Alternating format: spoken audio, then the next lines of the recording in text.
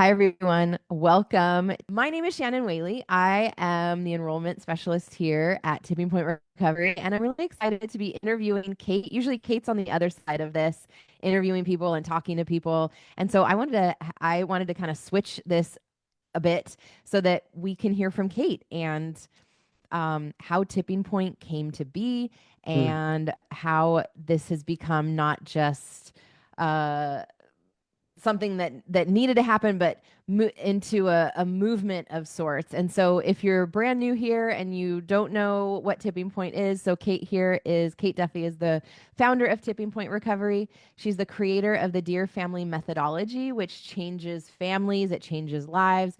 She's the author of Dear Family: Why Your Loved One Won't Accept Help and How to Help Them Anyway. And we are here. I'm going to interview her and talk about how Tipping Point came to be. Anything else you want to add, Kate, before we jump in? No, just that we're streaming this on TikTok so people can watch in our Facebook group, which is called Friends of Tipping Point. If you're not in there yet and you want to be in there, come on over. I'm just curious on TikTok. Can you guys let me know if you can hear us okay? We just want to talk about why and how this started and why and how it's so important. So thanks, Yeah. Shannon. Awesome. Okay, I'm tagging everyone in the group. Great. Okay, so tell us what was the moment where you knew Tipping Point Recovery had to exist? So there was one moment actually, and I was driving home from a wake. For a few years, I had been working on call in the ER doing overdose intervention, and I had been supporting probably a couple of hundred families over those 2 years. And I had moved out of Massachusetts down to Rhode Island, and we lost someone, Eric, Mm. that we were supporting and caring for. And it was very clear to me these years prior to this particular night, I had been getting all kinds of clues and notifications from the universe is what I used to call them, and from my higher power, that there were these gaping holes in the system. And it was very clear to me that the efficacy of leveraging family, the efficacy of treating family first, was changing the outcome. And Eric was a year and a half sober, thriving in a sober house when they found him in his bed. And so he must have had a moment. Mm-hmm. And I just want to share briefly what happened on that. It was a 2 hour ride home, and I was crying the whole way home. It was a moving night.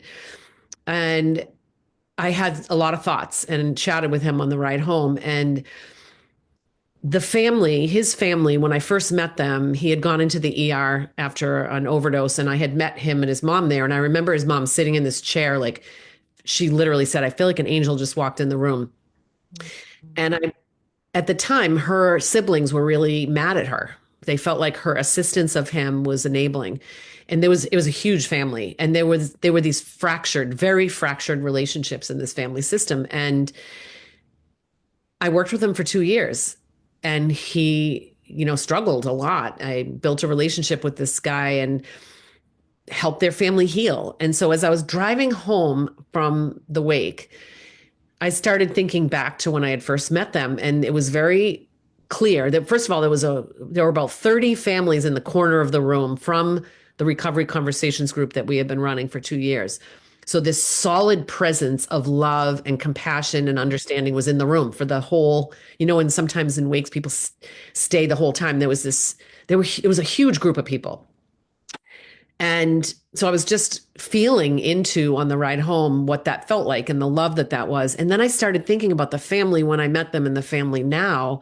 And I was like, wait, that's a recovered family. I had met the aunts and uncles. We had done an intervention with like 11 letters. And I had done a lot of work with the mom and the dad and their partners and the grandparents, even. And I thought, they're not the same family.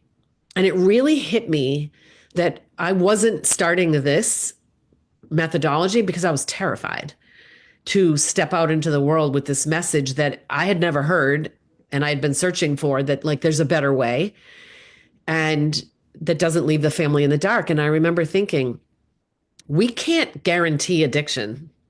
This kid was Right. thriving and relapsed, and we lost him. And so we can either go down with it, with the addiction, or we can repair ourselves and become a strong family unit to give someone a better chance, because we really don't know in the end of the day.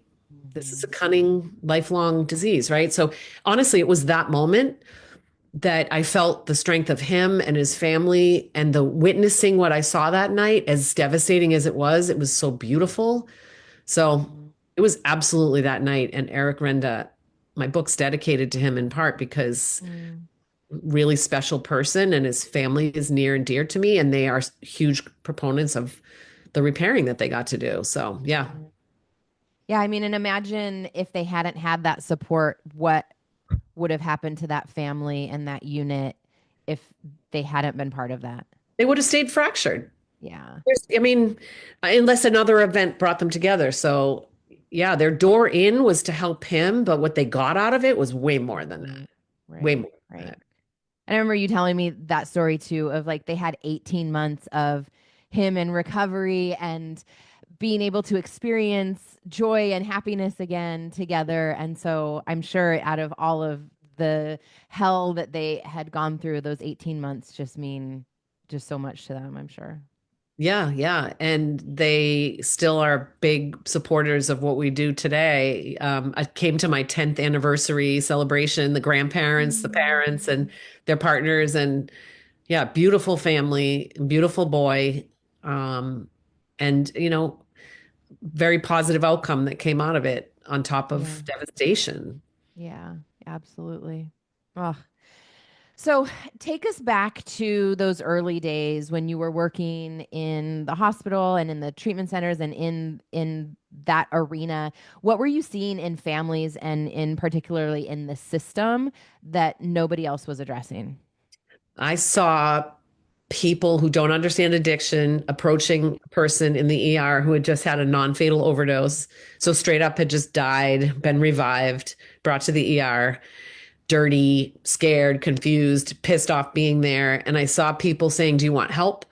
And when they said no, they saw it as just, he wants to leave. And then they would Right. discharge within an hour. And so I just remember I was asked to come to doctor's rounds to explain addiction to physicians, and that confused me.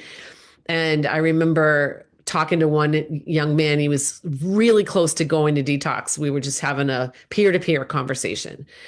And over my shoulder, the doctor said, "Here are your discharge papers."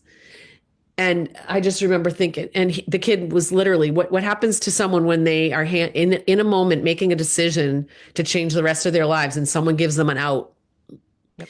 He literally stood up and left the conversation. So everything I was trying to do with these peers was being negated by the Yeah. system. So I saw these huge holes. I used to think of it as like earthquake size cracks in a road that you like fall into. That's what I see happening. Hmm. And I think that the treatment industry in part is complicit.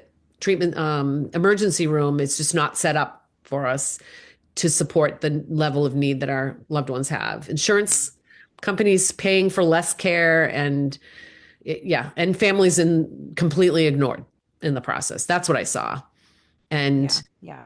and again, I remember thinking, I can't do this. This is way too big of a problem. So for 2 years, I stayed really Mhm. mad at all the systems. And then I realized one day, coming home from that service, no amount of me being mad is going to help anyone. No amount of me Right. trying to change the world, which is way too big of a job, is going to change anybody. So let's go one family at a time. Let's just start making a difference in the way we can. Hmm. Hmm. And so you're also in recovery. So, and I know you just had your anniversary. And so what did you wish that your family in particular, when you were struggling, had access to when you were navigating your own recovery and addiction and early recovery? It always makes me really emotional. I can just feel the emotion come up because my Mm. three kids in those last couple of years of my addiction, they were like in 15, 18, and 21 or something. And I was divorcing. So their dad wasn't seeing what was happening, and they were, and I was lying to them. And I wish someone came in and told my kids, "Hey guys, you're not crazy. She's unwell. She's sick. Here's what's happening on her insides, and here's why she's using things from the outside. Mm-hmm. You're not crazy. You're right. She is drinking, even though she's lying. I wish someone told them the truth. I wish someone told them why I was doing what I was doing so they would understand the function behind my behavior so they could save themselves. Mm. I wish someone came to my kids with real-time advice from peers and experts in the field. They desperately needed the tools that we give, right? They needed these tools. I feel like I built this for my kids who aren't even here Mm. because they needed the tools to decrease their anxiety. They needed to understand why I was doing what I was doing, and they needed to know how to take care of themselves, whether I got better or not. Mm-hmm. And Mm-hmm. they needed to know how to help me because they tried to help me by getting me to go to treatment, and I was like, not having it. And what people don't realize is most of us aren't having it because we're addicted. Mm-hmm. That's what I wish. I Yeah. wish my three children were taken care of because their mom couldn't. Yeah. And one thing that I see too, because I'm also in recovery. And so, one thing that if somebody hasn't struggled, they're thinking from their non addicted brain. Mm. And so, when they're dealing with their loved one, they don't understand that they're not dealing with someone who's not thinking rationally. And these are the conversations that I'm having when I'm talking to potential clients and coming in for interventions. It's like, you're speaking, like you said, you're speaking to someone who is unwell, and literally everything that they think about is how do I get drunk? How do I pay for this? Where do I go? How do I recover? Who do I have to lie to? What do I have to clean up? Right. And then just insert whatever substance it is. But that's literally all that they're thinking about.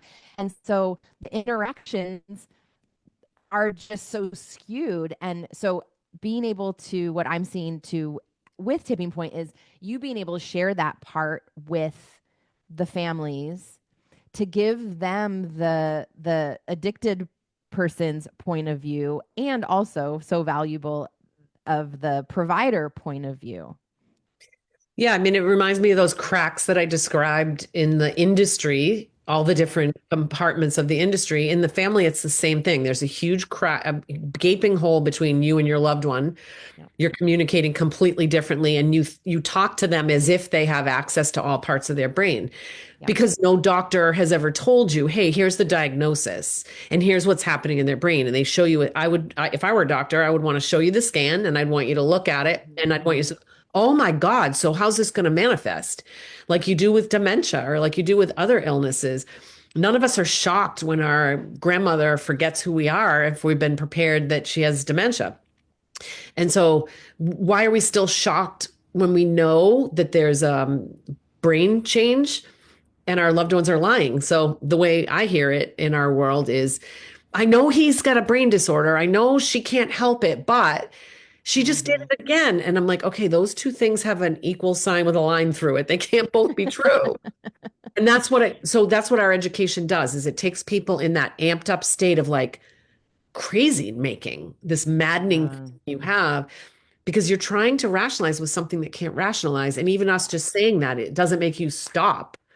You have to like come down a little, mm-hmm. let this integrate into your actions. This knowledge has to integrate. You have to change how you're interacting. Yep. And so, yeah, you're missing them. And what we say here in our trainings is they're doing exactly what they're supposed to be doing. Why are you spiraling? And then Mm-hmm. you're like, oh, right. It's true. We Yeah. spiral and then we come back down. And we allow you to do that. Like we accept you where you are. We're not going to make you feel bad for spiraling, but it's not going to get better. Yeah. Yeah. So you've said, and I've heard you say before, like this is more than a company. And I've seen people in the Facebook group too. Like this is a movement. This is something that is just so much bigger than boot camp or the services. Or so, what does this being a movement mean to you? So when I was driving home from that wake that night, I was in my mid 50s and I had started and run to a nonprofit and a summer camp. I had two great businesses in my life. And I thought, I don't want to be super busy in my 60s helping people that are in my neighborhood. I could do Mm, that because I saw this solution that I saw helped his family repair. And I thought this is needed all over the world. I don't want to start something that's just I'm going to be exhausted and I know this might sound weird, but it was just personally I didn't want to be small with this because I thought treatment centers are allowing them in and discharging them and keeping you in the dark. And if I just help the people that can drive to my office, how's that helping? I want to go out and I want to end this life changing the conversation. I want to do everything I possibly can to change the conversation. And I keep doing this because it's like, again, my little town, there's a huge need, but the world. Yeah. And I'm mad. I'm actually mad that there's all this complicit this narrative of like, he has to want it and there's nothing you can do. I'm like, that's actually a lie. Right. I don't like it. So I have fire in my belly for that. So to Hmm. me, it's a movement because I want to change the conversation across those cracks. Hmm. Our methodology actually lets the family become that filler in those Mm. cracks. It lets you finally get your voice back and finally stand up for your loved one. And I want to make a radical impact by exposing the truth. That's just my drive. And Hmm. the families that are doing it along with me, they end up wanting that too. We let's just say we've helped 500 families. I don't know the exact number, but in depth, transformed 500 families. They get on board the same way because they're like, let's go, Yeah. let's go. Yeah. I mean, and the ripple effect of this work is just ginormous, where a family tells another family, and it's like wildfire. Well, and the other industries, Yeah. whenever I get calls from doctors or nurses, I'm getting referrals now from doctors and nurses who've gotten my book.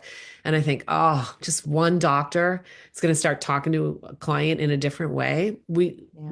I thought we had a handle on when I woke up in my 50s and got sober. I just remember standing in the ER going, wow, this is really what we're doing? All believing the lie that addiction wants us all to believe. Yeah. Mm-hmm. I don't want to Mm-hmm. be in that. I don't want to work in the problem. I can't work in the problem. Mm-hmm. I have no time for that. Yeah. People are dying at a fast pace and the family's going down with them. And it's like, there's a better way. Yeah. Yeah. Absolutely. So what kinds of, in terms of, because we're talking about the families, and what kinds of changes have you seen in the families who go through our programs? So whether it's Stop the Chaos, so we have a digital course, we have the Stop the Chaos digital course, we have boot camp, and then we have our different services. Yeah. So I'm just going to repeat what we have. We have video trainings for people that just want to do this on their own. And then we have, which many attempt to do because the idea is good, but don't find the time to watch the training. So the next level is we created a live experience. Once a week, we meet as a team of interventionists with a group of families that want personal, private, custom advice because this work is really nuanced. The trainings are great if you're a super self-starter, but most people want the live experience where they can come on Zoom and tell your story and your experience, and we can guide you. But I will, when you ask the question, what kind of changes have I seen? Initially, we want to help more people get sober and stay sober. That's a key. It's not about just getting sober, it's about staying sober long term. But what I see for results is far beyond anything I ever expected. Mm, Literally blown away on a daily basis by the levels of transformation that families are experiencing. mm, Within weeks, going from angry, pissed off to I'm experiencing a lot of peace. I feel really calm. And I'm like, wow, we really have iterated this menu of components in this live experience with the video recordings that has nailed it. Month after mhm. month, I watch people completely change how they're responding to their loved one. And what's happening is they're like, yeah, he texted me back and the connection is there and like transformed. It's not change, it's transformation. Yeah. Yeah. Do people want And that? I don't know. yeah. Well, and this is the thing too, like, because when I was working in treatment centers, the family piece is what's missing. And the treatment industry focuses on, let's get this one person well. And we're in a family unit. So if you're only just focusing on the one person, you're leaving out all of the rest of the people who are meant to support this person. And right, like when I was working in the treatment center and the families, I was working with teens and girls, and the families weren't getting any real support. And so the girls were going back home. They would relapse. They would get in fights. They would leave the safety of the treatment center, go home back to the chaos, right? And they felt safer in treatment because the family wasn't getting the support that Mm, they needed. And so this family component is just so underutilized and not seen as, like in the treatment industry, it's just not seen as the problem. right. Let me speak to that for a minute because a lot of people that show up here, and it's likely that people are watching, it's just you in your family system. You're the only ally. I don't know if that's the case for everybody listening, but for a lot of people it is. So when you Mm, hear family, you think, yeah, but my others aren't here, or they don't, that doesn't matter. What we've proven is one person starting, coming in, pulling up a chair and getting involved here starts the change in the family system. So you can become that change that you want others to have. And what mm, we find is they do show up and come to the table. And so um, it also can be an ally. It doesn't have to be a family member. It can be mhm, one person that really believes there's a better way. That's really all you need for like qualifications to come in here. It's like you've tried everything else. You just believe there's got to be a better way. You're the one. I think of you as like the warrior in your family. You're Googling, you're like, there's got to be a better way. You're right. There is a better way. And I just want you to feel validated with that because I used to think the exact same thing. mhm, Yeah. mhm. Can you share maybe one client story that just really represents the impact of tipping point? Mm, just one? If we have time, we have a little bit of time. So, Yeah, two come to mind. okay. Um, but because they're kind of on either end of the spectrum in terms of what spectrum? In terms of well, in terms of what they did here, what they needed for support from Tipping Point. And one of them Mhm, is this woman who I've never seen. I want to ignite fire in people's bellies when they're listening because if you feel competitive at all, I want you to listen to what this one person did because no one's ever done this here. And I want you to decide to do it yourself. She watched absolutely every single thing I've ever created. And the way I know that is because you get notifications when someone likes something or comments on something. So I would wake up to like 30 notifications from this same person, 50 more. And they're saying, yes, she did. They know who she is on YouTube, on TikTok, on Facebook, in my member area, in my book, and then watched them again and just grabbed the shovel and grabbed the rake and started getting to work. mm, And her husband literally decided to get sober as a mm, result. And so that's possible. And actually, it's proven when you work these changes, someone has to change because you know the law of cause and effect. I mean, if you're in this dance with someone and you're moving your feet one way for 20 years, you change your feet, there they'll be having to change. That's just the law of cause and effect. So I challenge anyone, come on in, consume everything, and watch what happens. So that's mhm, always really fun to watch. The other end of the spectrum was a mom who took a year to get the courage to enroll in anything here, despite her friend who was in our program constantly giving her links and talking to her about it. And she finally decided to have a conversation with us. And in that conversation, she said, if I feel moved in this conversation, I'm going to try this introductory program. And we have an interview with her in our Facebook group. You can go listen to her. Her name is Jennifer. And her son was literally dying in his bedroom. He had severe mental health. He was young. He was getting smaller physically. His hair was growing. He wasn't taking care of himself. And there was a lot of suicide in this family. And the mom had really, and I'm shortening this, but the mom had really thought this might be how it ends for him. Fast forward, she did a lot of work in here. Her mother came in, other members of the family, and we ended up intervening on this whole family system first. That's how we intervene. We intervene on family first Mm, because it's the family that needs to change in order to sustain long term. And this kid is like a miracle. When he was in treatment, they called him the miracle boy. He's thriving. And this was several years ago. Those two really stand out because they needed different levels of care. They needed different, but they worked the program. mhm, mhm.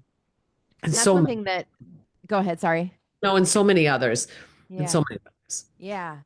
Well, and one thing that when I started working with Tipping Point that I thought was really phenomenal was that family members can come in. So once you're into boot camp or once you're in, then whoever else wants to come in can get that support because it's just so important to have a united front. It's a 14-page the disarming statements guide, right? That you have like when you sign up for boot camp or join one of our programs, our live programs, is so that you're all saying the same thing, so that you're all right, like you have this united front. Because if someone, I mean, and kids know this, right? Like, oh, I'm going to go to mom for this, and then I'm going to go to dad for this, and then I can pit people against. And that's just part of being a kid, but also definitely part of addiction, where it's like, I know exactly who to manipulate. I know who will buy this story and that story, right? And so, how important it is that the whole family can come in to get this support and to start Mm, their own recovery essentially. mm. So many people that find us are in Facebook groups or Mm, going to family support groups. And no, I'm not speaking about one specific one, so this may not be the case, right? This is just a general statement. What I see in these peer-led Facebook groups or even clinical-led support groups is there's this spiraling that happens where people they stay in the story, they stay in the yuck. People report to me when they come in, like, what's different about here is we give expert advice. We're professionals not affiliated with a treatment provider. And we're giving your family, after, we have years and years, decades of experience on our team, and we're giving you advice to change the family system to get a different result. We're not saying you should leave him or like go to this treatment center or go to that treatment center. It just those programs just keep families in the spiral. yeah. It's like we need a manual. You remember coming home from the hospital with your first kid and you're like, how do I do this? Where's the manual? That's what this is like. You're Yeah. left in the dark and it's I mean this book is a bit of a manual, but there's more that you need. You certainly can start with the book, but then you need to know how to apply it to your specific situation. That's Hmm. why we created the live experience that we call boot camp. That's open for enrollment. So anybody that wants to jump in, let's go. Let me meet your family. Yeah. So why do you think it's taken so long for someone to focus on the family side of addiction? Like, because I mean the treatment industry's been around for so long and it's still not part of recovery centers, really.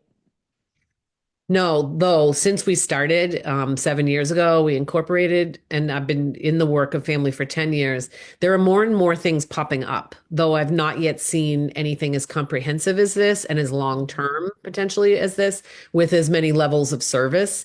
So there's certainly good interventionists. There's no wraparound that I've seen that Yeah. this before, during, and after that holds a family to put us back together. I think, and actually, there's a whole lot more research now on the efficacy of family recovery, which is awesome. And we're creating our own report, our own data as we're gathering So the good. statistics of our family. Yeah, it's super important to me to measure outcomes. But there's a massive stigma still. I will tell you, even the families that enroll here, so it's kind of like the choir, right? We're preaching to the choir. They believe there needs to be a better way, and they fully understand their loved one can't help what they're doing, but there's still this stigma because we hear often here in our community, I know he can't help it, but he did it again. And there's that we know more about the brain, yet we're not changing how we respond.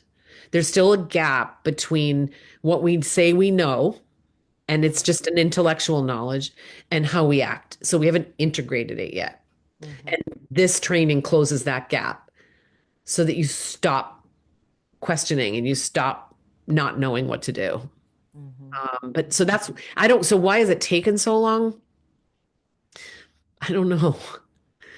I honestly, to me, it's so obviously the needs to be the leader in how we're going about this that if Yeah. I owned a treatment center and it was inpatient, I wouldn't let your loved one in until you came in too.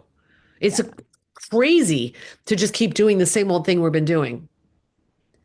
And we're not getting better results. Like, in Not fact, in the that results are way. getting worse and worse. We're Yeah. losing more lives and we're Yeah. losing dollars. Yeah. Insurance companies are losing millions of dollars. Treatment centers are losing money because people go home early because families aren't at the table. Come to Mm-hmm. the table and your loved ones will stay in treatment longer. We've seen that with the treatment centers that hire us and we run a family program for them. They don't have people leave early Mm. because we're holding the family. Yeah. Mm-hmm. Yeah. I feel like how they handled things was just how they handled it, and then they just let it go. Like they're just, it was just put into place, and Hmm. there's right, and that there wasn't any like continued studies or continued development. It was like we're just, and also just the stigma of, oh, you lack will. I mean, you can, all you have to do is look on Facebook comments and you can just see the lack Hmm. of education that people have, right? Of like, oh, then they shouldn't have used, like they should have known better, they should have had better self-control, right? So Right. it's just, it's as a society as a whole, but I just feel like we're just at a standstill in the Yeah. industry, really. We are. And actually, I will say it happens in every family that even shows up here. So everyone that shows up Mm-hmm. here, there are people around you who are saying he just needs to get his shit together. Yep. So it's okay. I don't want people to think you can't, that's a barrier to entry. I don't need your loved ones to come here. I just need you. If you're Mm, listening to this, then you're the one in the family that believes something needs to change. And it just starts with you because we teach you enough concrete change that they'll start asking what's going on. mm-hmm. And I wish Mm-hmm. I could give you the all of it now so you would just start to change quickly. But it's like I have to give it to you in stages because you wouldn't be able to absorb it all. It's not a Right. book you can read and then just start taking action on. You need to kind of feel your way through and find your way. Um, Plus, like, I feel like people are coming with their, like, we have our own bias too. So, like, we have our own thoughts and feelings about addiction, like the family, right? And so there, a lot of the families are working through their own stuff and their own feelings about what's going on. I love when you, I know we're going off script a little bit here, but I love how when you've described the work that we're asking the families to do in terms of detox and treatment. Can you talk about that? Because when we started talking about that behind the scenes, I was like, oh, this is so powerful. yeah. So just like your loved one needs to go to detox, rehab, and sober living. Let's just say that's an ideal. It's not for everybody, but majority of people do really well with the long-term journey. Well, I want you, family members, to go to detox, to go to rehab, and to go to sober living. Why? Because you have behaviors, you have habits, you have beliefs that you need to detox from.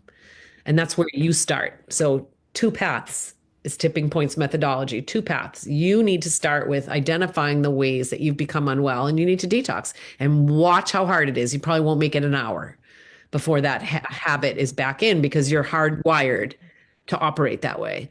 That increases your compassion for your loved one right away. And it also gets you to focus on what you can change, which is you. So that's first. And so our video training library, we think of that as detox. Then the rehab. We want you to go to rehab for 30 days. And I think everybody wishes they could go to rehab for 30 days, to be honest. 3 square meals, maybe a Johnny, comfy clothes, and go to groups and work on yourself. Well, that's what our boot camp is. It's actually 2 months. So it's a 60-day program, but it's not every day, all day, and it's not inpatient. So you don't have to drive there. It's 3 nights a week. And that program helps integrate the trainings that you learn in detox. And we call that rehab. And then the sober living is the long term for people that really want to They're like, oh my God, this has changed everything. My loved one's talking to me. We have a connection. They're actually moving through the stages of change. They're willing, in many cases, they're in treatment or already starting to kind of raise their hand because what we're doing is we're cleaning up everything around them. So it creates Mhm. bandwidth for people.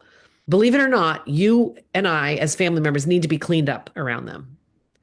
I don't mean that to sound disrespectful, but we need to clean up around our responses, our we have feelings about what they're doing. We have to clean that up. I don't mean stuff it down. I mean, take it to your program and work on it, unpack it, but don't put it on them. And when you do these things that we teach you, you create bandwidth and suddenly they're talking about treatment. So so the long term is sober living. You need to integrate this into your life. Mm-hmm. Mm-hmm. Yeah. Yeah, I like the parallels between, I know the me. work that we're asking the families to do because again, it takes it.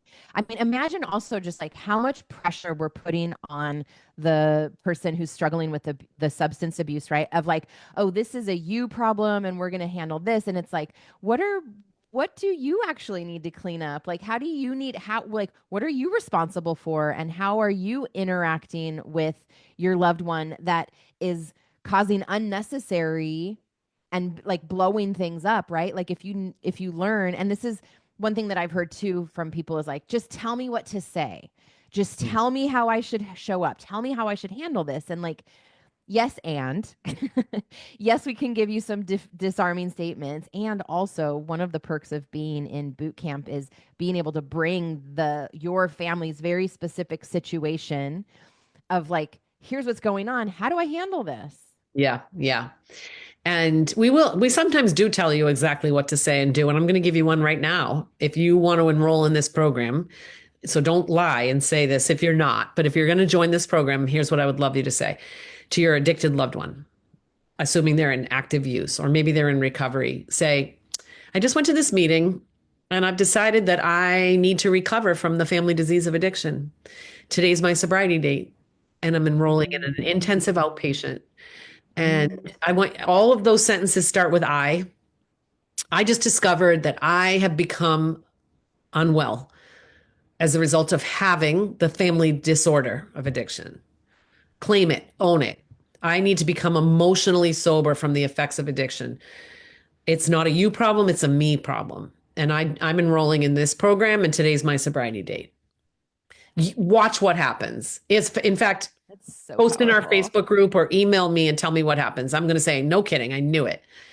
They're not going to know what to do because you're not saying, "Did you go to a meeting?" And they're not looking at you funny. And by the way, you're not wrong for all of your feelings that you have about what they're doing. It's just not helpful.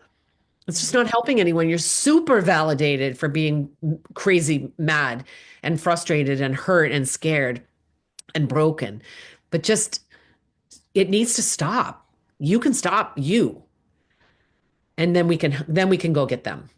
But Mm-hmm. it starts with you. So good. Ah, I see a question or a comment. Teach about the journey, not that treatment is the fix to all. I gotcha.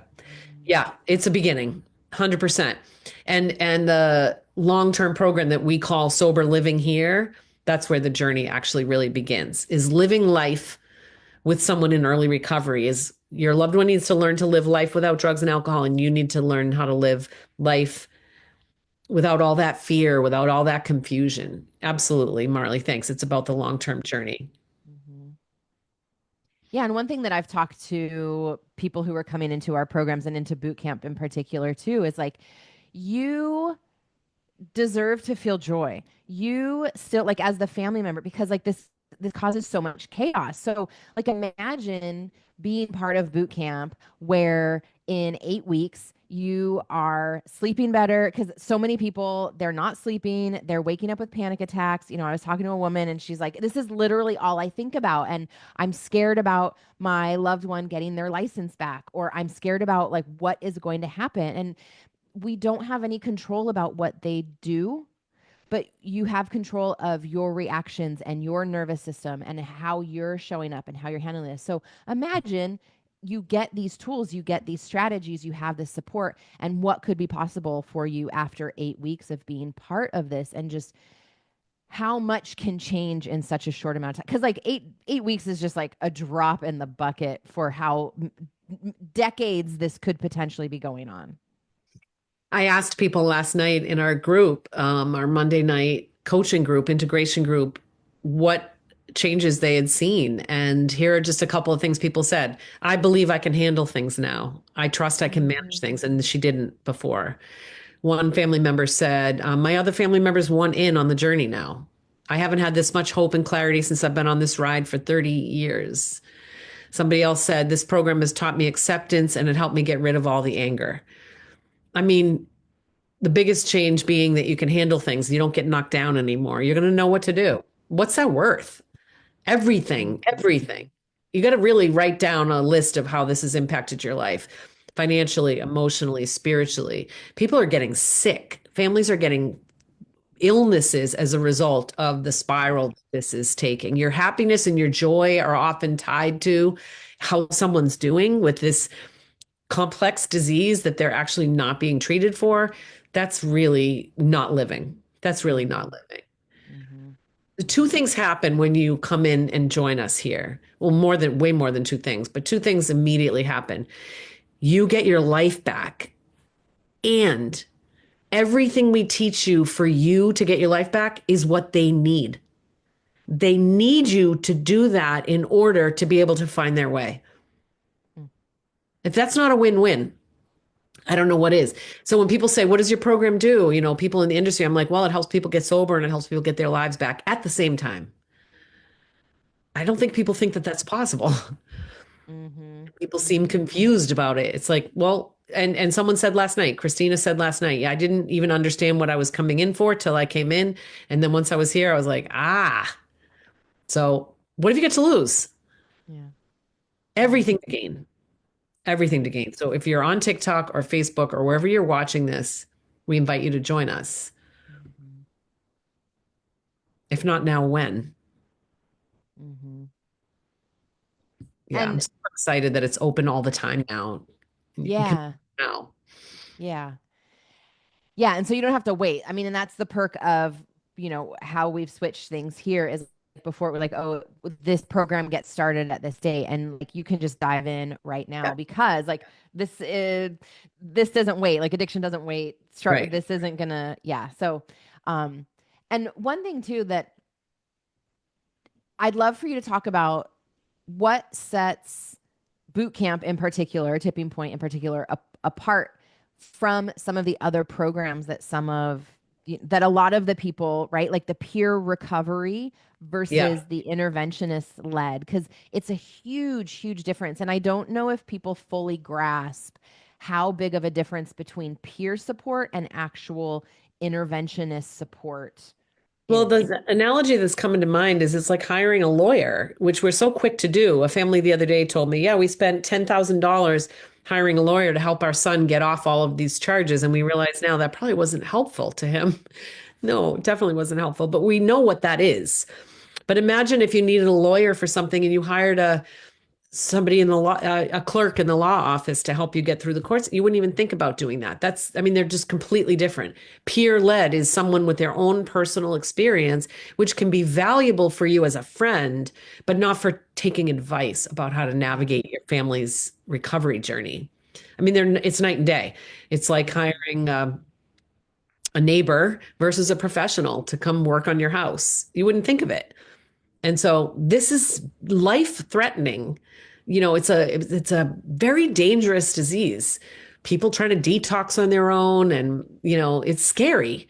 And Mhm. why do we try to go about this without proper professional help? I think mainly is because we don't know how to find it. We don't know where it is. So we're wanting to shout from the rooftop that there's a high level of professional expertise, certified interventionists that are answering very direct questions. One of the first things you get when you enroll is you get into the member area immediately and you watch the recordings. So you don't have to wait for next Monday to get your questions answered. Watch last night's recording and the last 8 weeks are in the library. So it's a lot you get when you first come in. You can get immediate support. I'm curious, Shannon, if anybody has any questions about it. Like you're Yeah, ready to go right now. So What question? I put it in the Facebook group. There's no questions in there. Just some comments that the time will pass regardless. What are you going to do with that time? Well, the time will pass regardless. What are you going to do with that time? And the past is a clear indicator of what's going to happen in the future. You can just pick up the past and put it in Mhm. the future, but it'll get worse because it's a progressive illness.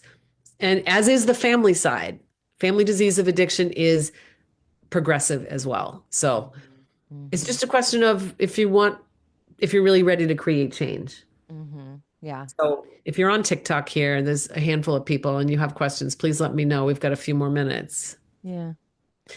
One thing that I had talked to somebody about too was, they were like, yes, like the peer recovery, which we also have. Like we have the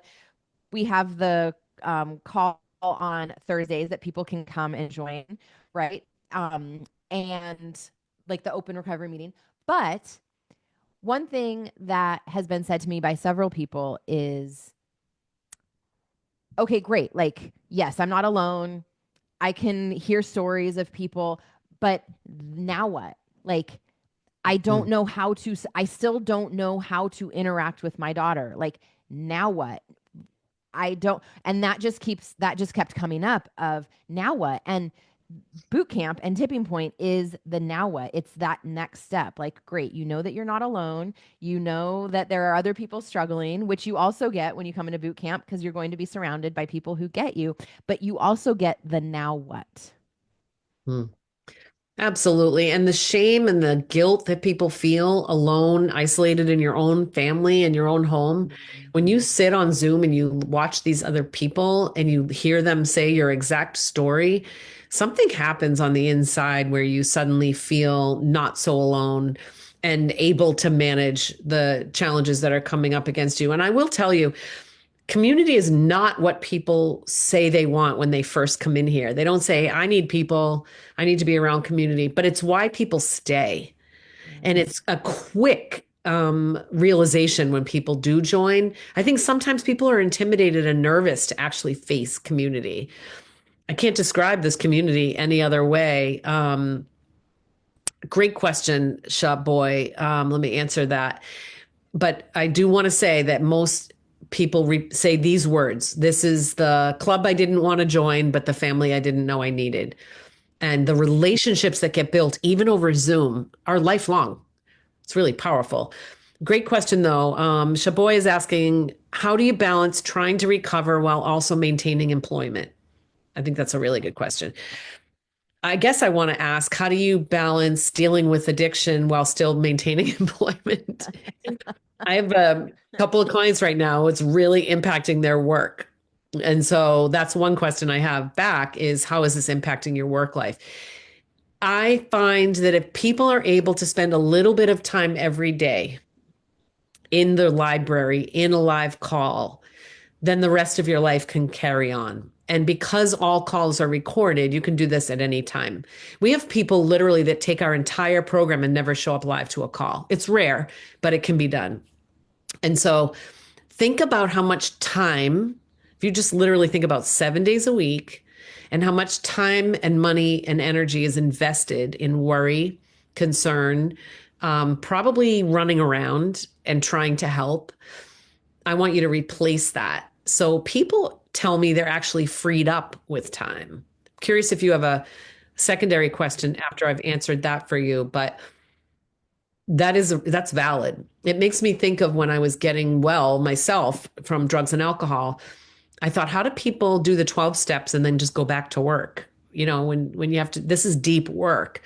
You really do need to create some space for it, but it takes a tiny bit of space every day to start this journey. People have started with as much as 10 minutes a day and created change. I have one woman I'm thinking of who went in the library and literally chipped away and went to work and built up because she was reducing the amount of time she was, in her case, she was obsessing and she was following and looking for bottles and looking for evidence, and all that stopped. So she gained time back. It's a great question, though. Mm. Mhm. Mhm. Fun chatting with you, Shannon. Thank you. Same to you. We don't have any questions over on the Facebook side. Again, just tipping point is the stepping stones back to your life, which I thought was really powerful from her. Hey, So, Kayla. mhm. It is. It's a place to start. So we want to welcome you in and let you know that you can start anytime. We'll put the link here. I know the link is on Linktree on TikTok. DM either of us, DM Tipping Point Recovery or DM me, Kate Duffy, to ask any personal questions. And thanks for listening to the origin story of how Mhm. Tipping Point started and why. It's a huge passion of everybody that collectively joins here, and we're not stopping. So jump on the bus with us. We would love to have you. Yeah. Yeah, Connie's saying her loved one's nervous about rejoining the workforce while working his recovery plan. It's very real for both Mhm. sides. Those are real conversations to have. And Connie is in our program, and Connie's going to be able to talk with her husband about, yeah, she feels similarly. Yeah. We want to Yeah. meet And you. so, like, like, you get to bring, because also you're going to have your own concerns as your loved one is coming back from treatment or the treatment center, or right. And so you also have your own experience as the loved one. And so you get to bring that to us because they're having their own experience. They're coming from treatment with tools and new strategies. And unless you've done any sort of your own work, you're the same person showing up in the same way. You haven't changed how you're interacting. Maybe you haven't worked on any resentments. You haven't worked on any nervous system regulation. You don't know how to diffuse situations, right? And so they're coming in with this whole toolbox that they got, and the treatment center was like, nah, you just go deal with it, right? And so when you come into boot camp, now you get your own toolbox where you can manage your feelings about them coming back home or if they come back home. So there's so many different conversations that you can have in there, and the support that you get, Yeah. because yeah, you rightly so have your own feelings and thoughts about what's going on. Yeah. And most people in the programs that we have existing today, aside from this one, you're told there's nothing you can do. And you should just take care of yourself. This is about self-care, but this is about knowledge and this is about behavior change so that we can change the results. You do not need to keep putting up with this, and you're not crazy. Let me tell you what I wish was told to my family. You're not crazy. It is super maddening, and there's a way out. There's two paths out, actually. There's one for you and one for your loved one. And I want you both on a path. And that's what I'm committed to, is getting you there. I'm going to start with you because if I called your loved one, they probably wouldn't call me back because they're drinking or they're drugging. So we're going to stop going after the thing that can't be pulled or yanked or forced. And we're going to work with the person next to them who can get started. And we'll go get them. Somebody asked me that question earlier today in a DM. Does this program include my loved one? Yes, it is for your loved one. It just starts with you.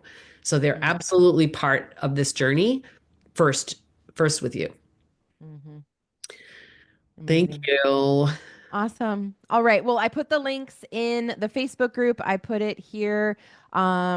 Reach out to us if you want to hop on a call with me. I'm more than happy to have a conversation and start that conversation with you. Come find us in the Facebook group, Friends of Tipping Point. And we are doing an interview on Thursday where Yes. Kate is interviewing me because I am 11 and a half years in recovery. I worked in the treatment centers. I was working with teen girls and in recovery centers, and now I'm working with Tipping Point. So Kate's going to interview me and I'll share my experience and the gaps that I saw and how we fill them at Tipping Point. Someone said, "Who's the voice?" So I'm just Oh, flip it's the me. camera for you to wave. There's me and Shannon on Zoom.